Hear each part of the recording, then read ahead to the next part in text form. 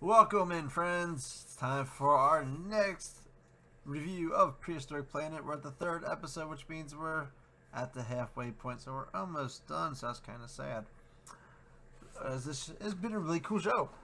So our third episode is entitled Freshwater.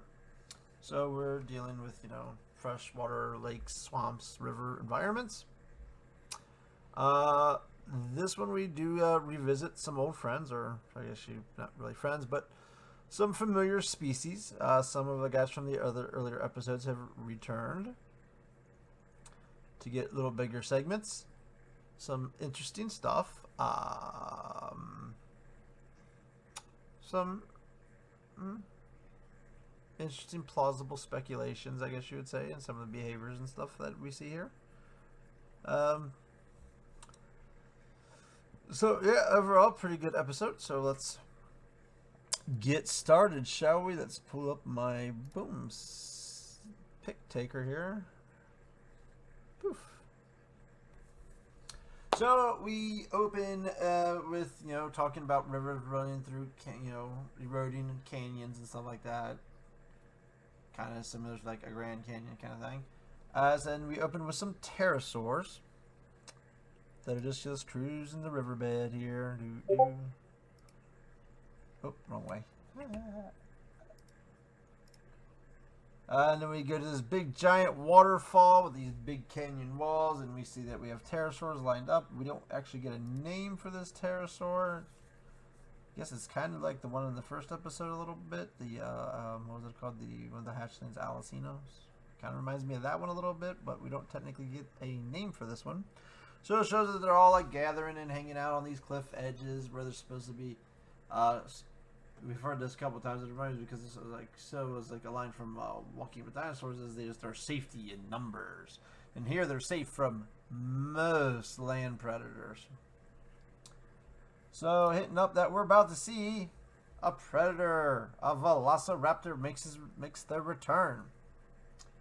So we get these raptors, group of 3. And it's pretty much, segment's all about pretty much talking about, is heavily depicting their feathers as something to help use with balance, and like the tails being balanced and the arm feathers helping with mobility, jumping higher distances, slowing down drops from bigger distances, stuff like that. So the pair starts working their way down the rock edge here to try and get to these pterosaurs' hiding spot here. And we'll get to that part in a minute. So they're working around their ledges, sneaking up on these pterosaurs, which highly dangerous hunting area here, because you're trying to sneak up on these animals, and how there's all these pterosaurs sitting there in a bunch. They're talking about the pterosaurs that if they catch wind, they'll all take off and fly. But shouldn't there be pterosaurs currently flying around? Wouldn't they have spotted the raptors? You would have thought coming there at them. So how this sneak strategy would work when there's other animals, some of the other flocks of the animals flying, that you would think would alert them. But okay. So they're talking about how the sound of the waterfalls drowning out any rocks that these guys knocked down. Because there was a scene where one of them knocked some rocks down and it almost hit one of the pterosaurs, alarmed them for a second, but then they come back down. So it was like, I don't know if you think rocks falling would kind of make those guys fly off a little bit, but okay. So the female raptor goes high, the other two stay low, and then we get the female doing it's hard to really tell in this photo, a pounce attack. Jumps down from above and attacks the raptor, or grabs the pterosaur, They kind of tumble a little bit and fall down to another little ledge. Slide down the slide to another little ledge. The other two males come in and join her. She's trying to make the kill. Of course, this makes all the pterosaurs take off, and then they're all kind of like swooping in and kind of attacking the raptors. So they're kind of defend themselves. The pterosaur, their attack kind of falls off the ledge a little bit, and we see the scene where the pterosaurs... Oh, we'll get back to you in a minute. Where the female pterosaur uses her tail and her feathers to... And this kind of like scales down the side of the cliff to go after her kill. And they grab it and take off running, leaving the males to fight the pterosaurs. So trying to pretty much depict that the velociraptors could use their feathers to, like, pretty much soften their drops so they could, scale long distances, and the feathers were there to slow down their descent. Okay, I mean, I guess that part with feathers could make sense, I would say. And then from there, we're going to jump to North America's vast forest land because of their water temperatures, and we get to go see our good old friend T-Rex again. We meet this old male T-Rex who had, first we started with this, they started talking about these giant herbivores that live in the forest, and we come into like a murder scene, and we find this T-Rex who had killed a Triceratops. Talks about how it's got wounds all over its body, but from this battle we got some fresh wounds on its leg, and talk about he's an older T-Rex, so that those wounds could get affected and be more dangerous at his age. So he eats some Triceratops, goes and gets a drink, then dips into the river to, I guess, apparently clean his wounds and clean his face. Because, I mean, it's implied he's cleaning the river water will clean his wounds, but you kind of see him dip his head in the water and shake his head. Takes a drink, then he dips his head in the water and shakes it back and forth and shows the blood coming off his face in the water to imply that, I guess, it's cleaning itself, which is an interesting concept. Would dinosaurs know to do this kind of stuff? Maybe. I mean, in the first episode, we saw a T-Rex show that it had learned how to flip a giant turtle over to get to the soft underbelly. So I guess it's plausible. And as he's cleaning his wounds, out comes another T-Rex. A younger, smaller female T-Rex. So it's a big thing to depict it as a smaller female. Because a lot of times people claim that the female is bigger than the male, even though we have no evidence of this. So they kind of like stare down each other a minute, and then we get the male decides to do his head up like this, and like show, I guess, the red part of his underskin as a mating display. The female then, after a couple seconds, raises her snout to confirm that instead of fighting, hey, let's be mates. So they decide to mate, then they do this face nuzzling thing, because supposedly they're speculating that the T-Rex's snout was very sensitive to touch, and that it's kind of like, so them rubbing their snouts together is kind of a mating thing. Then they go off and have T-Rex sex. I mean, I'm assuming that's what's supposed to be going on in this little part here, because like, they're kind of on top of each other, and the narrator's talking about them mating multiple times to produce a brood of 15 eggs. So yeah, we got some T-Rex banging. Trust me, this episode's going to get more. There's got something way more out there coming up. There. So, and actually, next segment. From there, we go to some swampy lands where we meet our friend the Dinocaris, who's just hanging out, chilling, digging up water plants. I would kind of like this. I thought it would be kind of cool to see something more of this, because this is one of the more expected animals in the documentary. So he's just hanging out in this waist-deep water, chewing on plants. They bring up this thing that he's got all these blood-sucking flies infesting it and attacking it and causing pain and irritation and itching. So we have a scene where it finds a dead tree and it goes up and starts rubbing against the tree to itch itself. Before going back in, could you just duck into the water a little bit? The flies couldn't live underwater. I don't know, maybe not. But so it's pretty much just hanging out in the water, and then it does a little itch. Then it goes back to using its arms to dig up some plants and eat.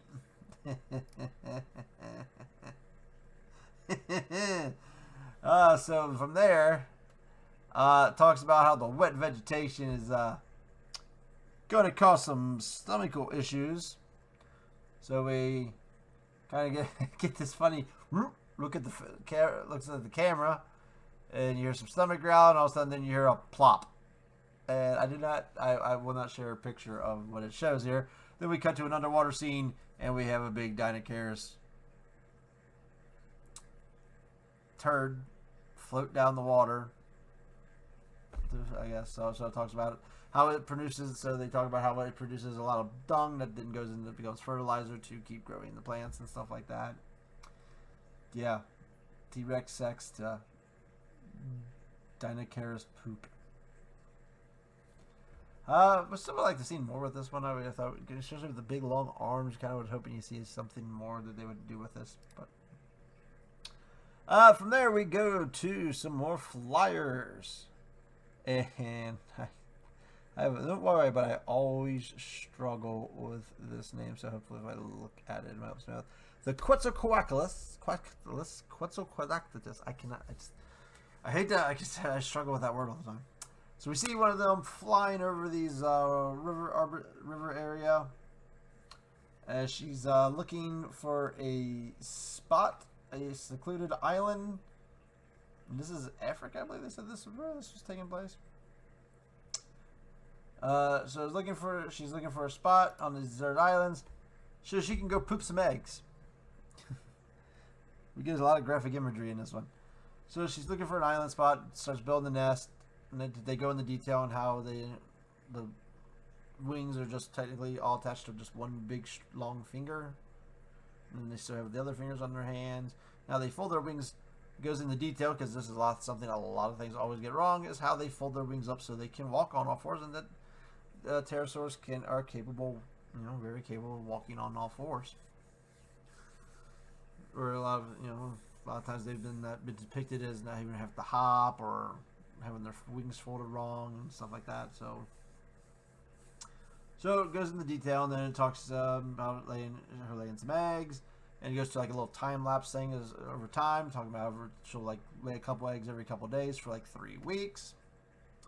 It takes a lot out of her, so then she ends up covering the eggs up with some vegetation to protect them, and goes off hunting for food because the island has enough food to support the babies when they hatch, but not enough for mama, so mama's got to go somewhere else to get food.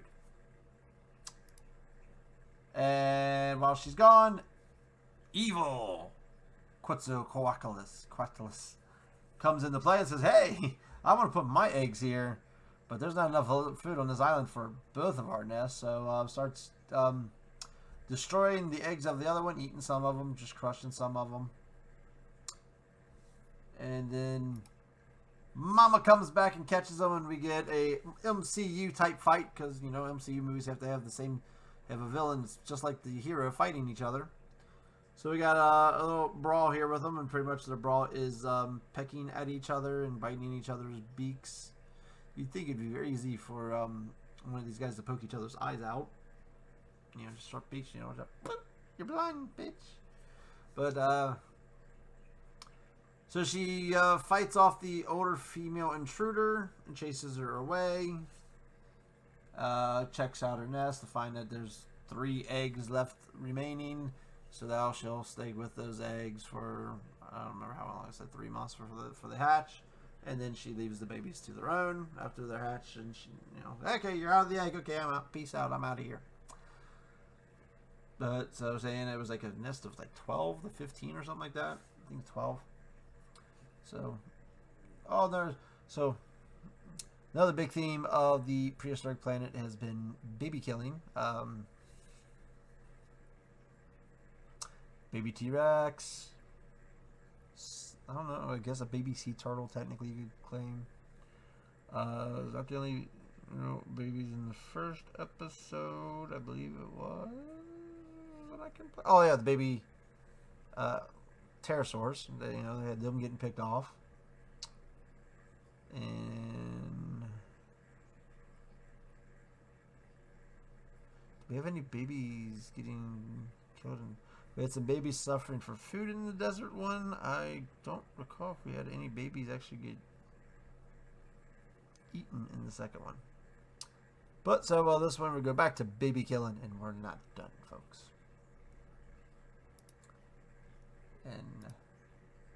So we go to, they talk about how, so we're following, like, I guess, how the river's path all the way through. So the point where the rivers broaden and they start dumping sediments that they've been carrying down along the side, which is a habitat for freshwater crabs. So we see a bunch of crabs, and we get introduced to somebody new here. Let's see, his name, or her name, technically, I would say. To her is a Massacusaurus. Yeah, something like that. Never heard of this. This is a new one for me too. So she's got needle teeth. Don't believe she's supposed to be pretty big. And we find that she also has a thing of little bitty babies with her, trying to kill some crabs for them to eat. One of the kids, little infant, starts getting a little inquisitive and starts wanting to go out and hunt on its own. Starts chasing some crabs. The mom calls for it to come back. It doesn't listen, and I guess we know where this is going to go. It gets snatched by a giant frog called. This has got a cool name. It's kind of like the Beelzebub, the devil frog. So yes, we have dinosaur eating frogs. Now to point out that something I did look up is that the frog was only 9.5 inches long, so all the guys in this scene are actually pretty small dinos. I think this was only supposed to be like a 4-inch baby dinosaur. So it's not a massive, like the frog couldn't eat humans, but it's like a big foot-long frog. Eats the baby. It's really cool because like we got this with the T-Rex baby got eaten too, where just do this depressing stare at the mosasaur. So the Massacusaurus does like this stare at the frog like, you a-hole, you ate my baby. I could probably eat you, kill you, but it's cool. The frog dips back in the water, and they talk about how that's be the frog's only meal for like a month. So boom. Then our last segment talks about as we're getting the river's getting closer to the sea. Seawater's flowing into the river a little bit. The water's becoming a little brackish, so it's a little light seawater inside of it. And talking about how some marine critters will use that as their ability to be able to cross into that. We do know in today's world there are some sea critters that can do stuff like that. I mean, obviously the bull shark can go into fresh water, but other sharks like lemon sharks and stuff like that will go into more brackish waters. A lot of times that's where they'll like lay their eggs and stuff like that. So they have like sanctuaries for the youth. So this was just talking about how they were just exploring it, seeing what's going on, and then they kind of go back to where the sea and the river where the river hits the sea, and we got the as in today's we see that in today's too, where all the sediments and stuff from the river hits the seawater, and the water's kind of hitting each other, and they're side by side. You can kind of see as the waters are mixing together, where like the different waters, the two types of water are. So you see all this brown water where all the sediments are lasting, and that's where all the fish are coming out. Get all the nutrients coming in from the river and feasting. And they talk about how they're trying to hide in the sedimentary water to hide, but then our elasmosaur friends go after them. Oh, there's more of the elasmosaur. Oops, I had another picture. Sorry. And then the elasmosaurs go in after the schools of the fish, show how the fish will sometimes get away from predators by trying to leap out of the water. And then they mention how the elasmosaurs can chase them out of the water. So it has like a bunch of elasmosaurs jump, heads coming out of the water, snatching the fish as they're jumping out of the water. And that's where our episode ends. Pretty much just talking, and then on a scale talking about the river worlds and stuff like that. So once overall, I liked this episode. I mean, we kind of went with some familiar dinos and whatnot. Kind of hoping I was kind of hoping they would do a Spinosaur segment, but they didn't. Especially when we went to like Africa at one point, like, ooh, we gonna get a Spino? I'm not sure, because obviously Velociraptors and T-Rexes didn't live at the same time, so they're obviously not sticking to the end of the Cretaceous, where they kind of hinted in the first episode they were going to talk about T-Rex and all the people living around him. So obviously some of these animals that we've seen have not lived at the same time. I think so far everything has been Cretaceous period, to my understanding. I don't think we've had anything outside of the Cretaceous period. So I think they are kind of sticking to that era of time. So it's still really good. I would actually say I would probably like this episode better than the desert episode. The desert episode was, it's kind of, not, it's kind of bland. Deserts aren't, that awesome other places. So this is when you got some more varieties. We had some cool, some of the stuff, highly speculative. We don't, guessing and stuff on that on their behalf. But it's still really entertaining. We got, see some, everybody got to see the actual what velociraptors really are. Kind of wish they would do one that was about actual stuff that was bigger than a velociraptor. Our famous movie might based off their stuff. We get the T-Rex. We got the Dinocaurus, which I was looking forward to. Some elasmosaurs. They were close enough to a plesiosaur to make me happy.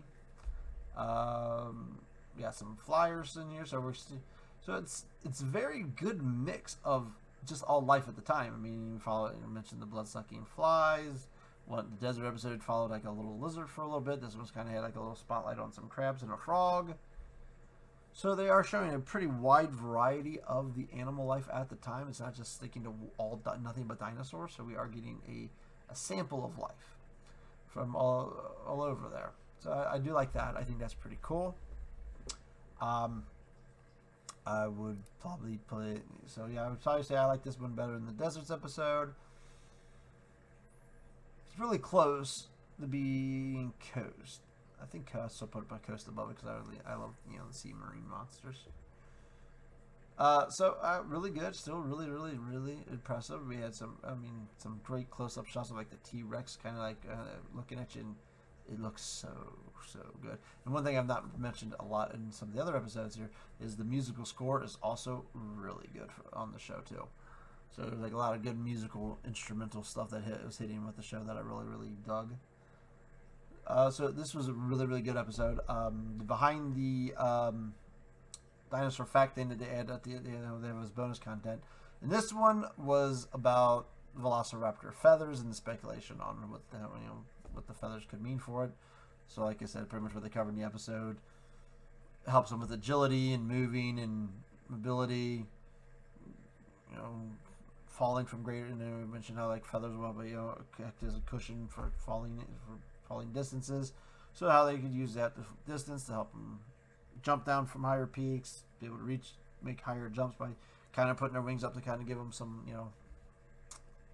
or the arms up to give them some wind and stuff. So it talked about, so a lot of stuff was pretty much just based on that. Which is fair. I mean, the T-Rex mania stuff is really speculative. So I guess there's not much they could try to see if there's something else, another segment where I would have liked them more than what we got. Because the second episode's backstory was about the animals changing sexes, which okay, I can't remember. There was something else in that episode I thought would have been better on it, but so good. Don't delay too long here. So still super impressed. Our next episode is going to be a very interesting one. This one's actually this sounds kind of cool. It's the ice world, so it's going to be dinos in the snow. I know we get the Pachyrhino, and to see because hey, there was snow in the dinosaur and the upper reaches, northern and southern reaches of the Earth at the time. So and we have found that dinosaurs lived in those areas. So it's very interesting. I can't wait to see that one when it drops later on. So once again, Nova, thanks for joining, and till next time. Choro out.